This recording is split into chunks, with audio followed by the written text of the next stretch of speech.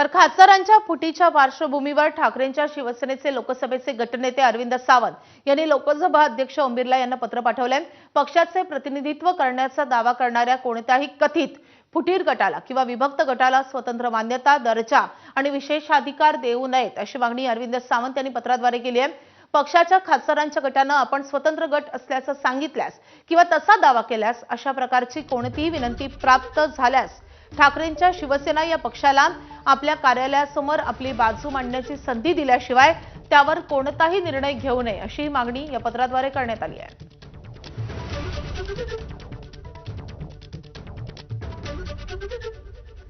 तर अरविंद सावंत यांनी लोकसभा अध्यक्ष ओम बिर्ला यांना दिलेल्या पत्रामधले काही महत्त्वाचे मुद्दे आपण पाहतोय। आमचे काही खासदार वेगळा गट स्थापण्यासाठी तुमच्याकडे येत आहेत असं कळतंय।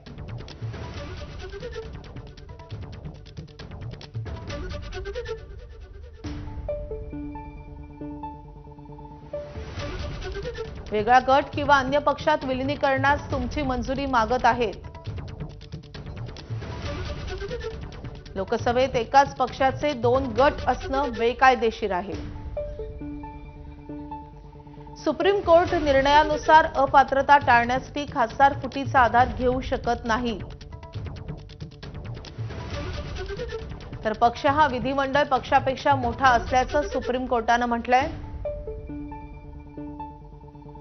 तर विधिमंडळ पक्षाचा गटनेता आणि प्रतोद नेमणं हे निर्देश देणं हा पक्षप्रमुखाचा अधिकार आहे। पक्षातून बाहेर पडलेल्या विधिमंडळ पक्षाला स्वतंत्रपणे अधिकार नसतात।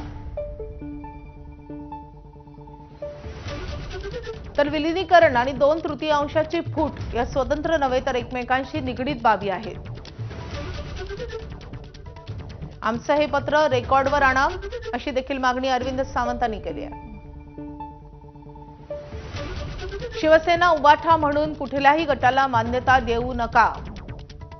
शिवसेना उबाठाचं म्हणणं ऐकल्याशिवाय कोणताही निर्णय घेऊ नका।